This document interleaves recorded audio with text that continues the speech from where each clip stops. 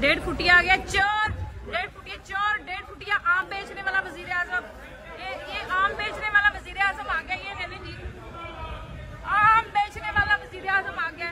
1.5 फुटिया, 1.5 फुटिया, ये देखें 1.5 फुटिया, ये देखें इंसानी हकूक की पाबंदियां हो रही है। 1.5 फुटिया बताता क्यों नहीं है?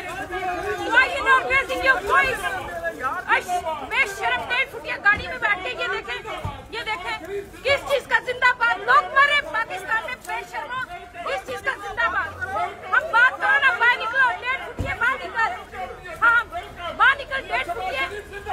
शहबाज शरीफ चोर, शहबाज शरीफ चोर, गाड़ी में बैठा हुआ चोर, बेशरम फकीर। पाकिस्तान की बर्बादी की वजह शहबाज शरीफ, पाकिस्तान की बर्बादी की वजह तुम, पाकिस्तान की बर्बादी की वजह माँ बहने उठवा रहे हो तुम, बेशरम। ये 1.5 फुटिया माए बहने उठवा रहा है, ये पाकिस्तान की माए बहने उठवा रहा है। ये 1.5 फुटिया, 1.5 फुटिया बेशरम, ये गाड़ी में बैठे जा रहा है। डूब के मर जाओ तुम बेशरम।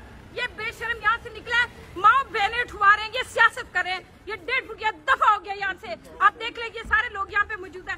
1.5 फुटिया निकला यहाँ पे से, दफा हो गया बेशरम कहीं का।